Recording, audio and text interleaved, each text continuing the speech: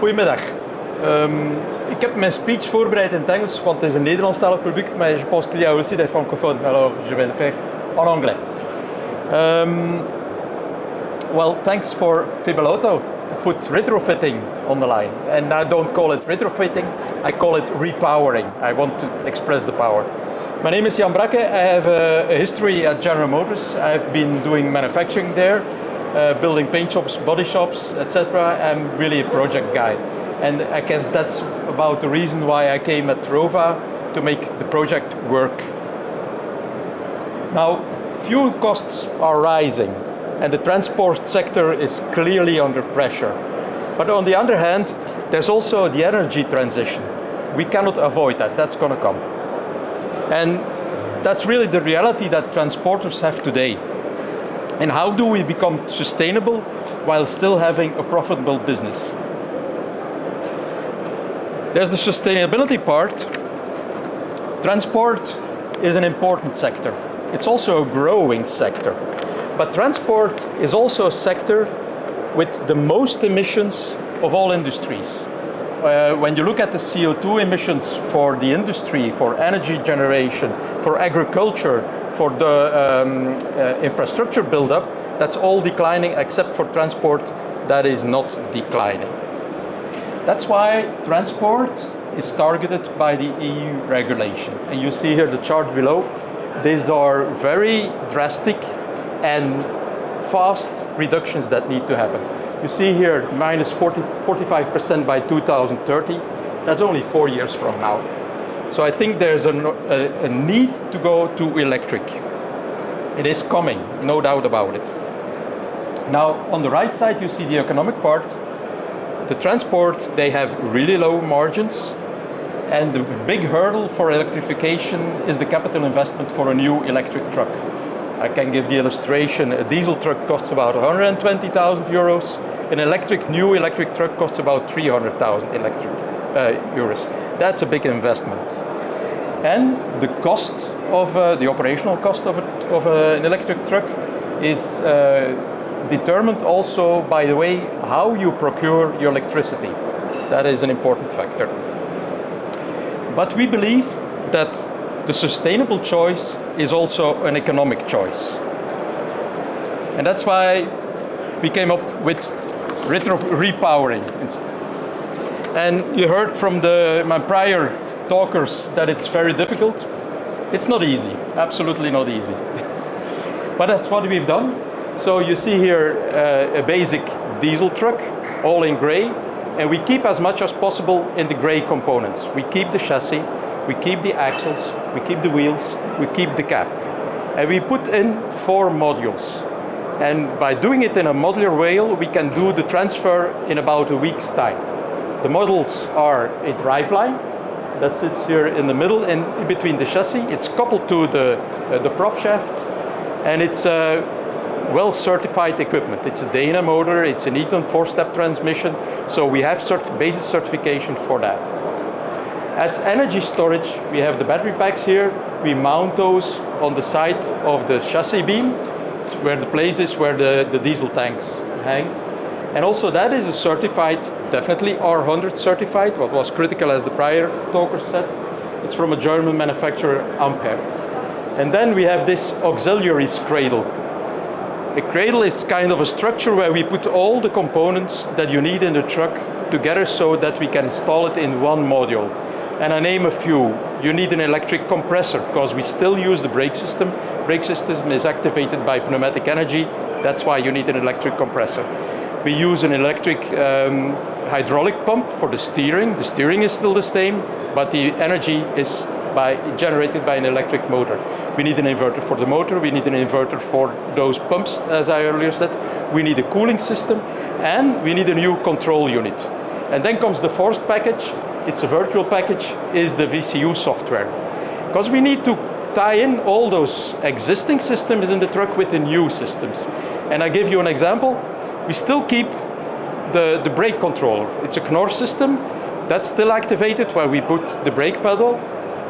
But at that time you also need to to stop the torque request from the electric motor, and at the same time you need to say, well, let's regenerate energy within your batteries. So it all has to work together. And then for the homologation, we did do the technical aspects. We had CATS, as Stefan just explained, to do all the technical not the technical documentation, the certification of all the tests. It's in line with the EU regulation tests. There are 100, there are 10, there's many of that. One of them, to show the power, is the hill test. The hill test is where you have an inclination of 12%, and you go up the hill, 44 ton, you stop, you start again, you stop, you start again 5 times within 5 minutes. That works perfect. That's really the advantage of an electric motor. And another one which is repeatedly set is the MC, the electromagnetic compatibility. I always forget the C. It's really crucial. We have a system 750 volt, there's high currents, lots of magnetic fields, so there is an electromagnetic field around that.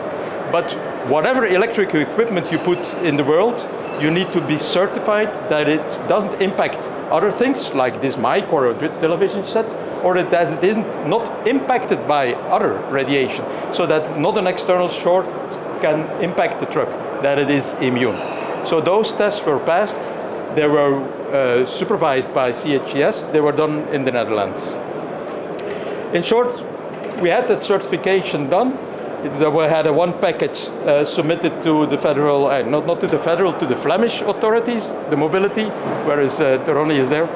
And they got a big package. It's about 120 pages. And then we put it into fast lane, and that really went fast. That's not a stolen name, I think. So by doing all this, we have a sustainable truck. And I want to explain the sustainability truck. Why is it so sustainable? First of all, because of its energy efficiency. And I named there 2 numbers. For a kilometer, 1.2 kilometer in electric mode, in a diesel mode is 3 kilowatt hours.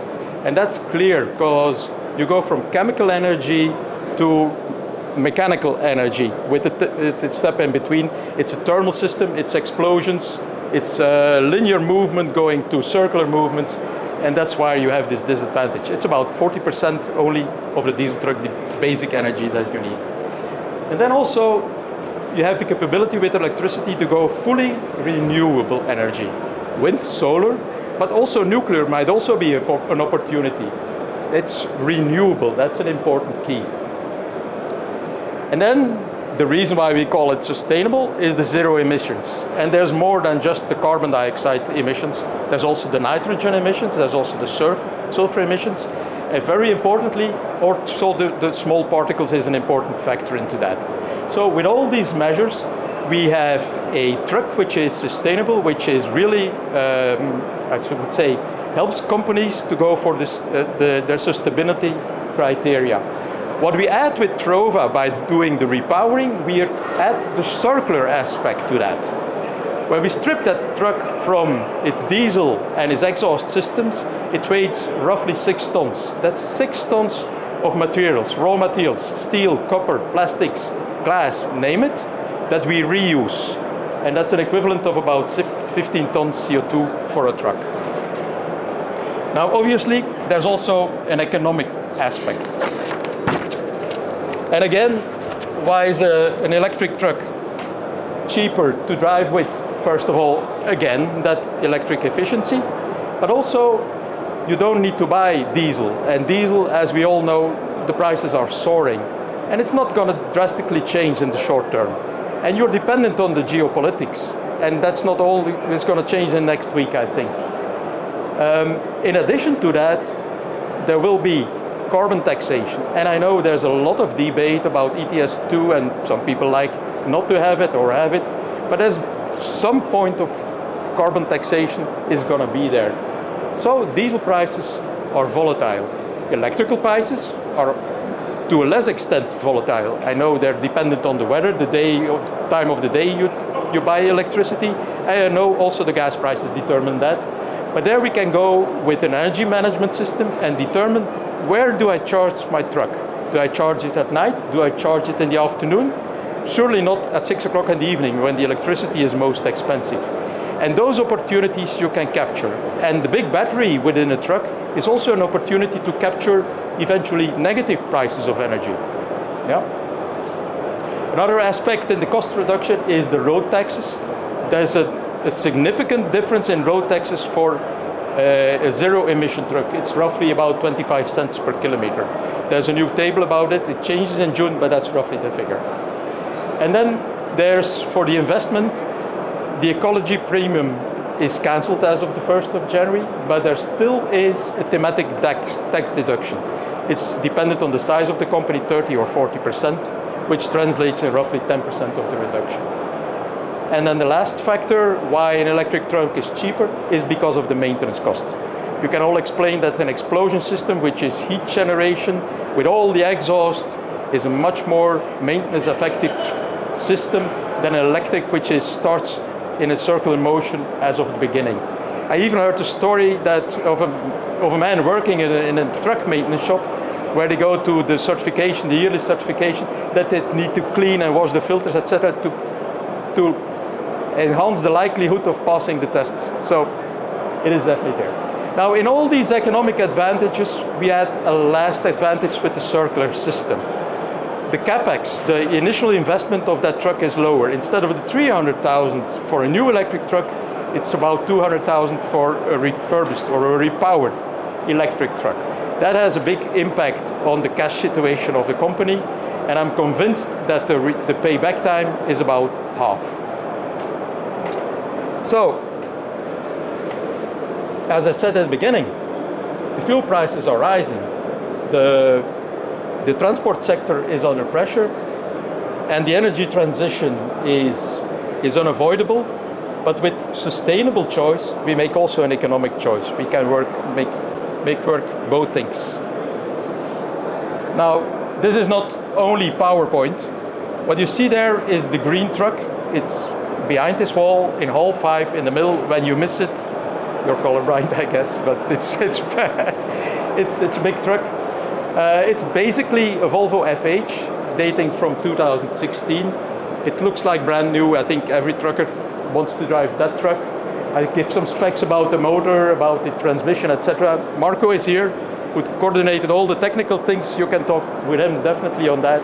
It has a range of 330 kilometers, 44 ton, and we can charge it at AC, 22 kilowatt, that's overnight, so to say, or fast charging, 230 kilowatt. So please come and see us in hall 5 and arrange for a test drive.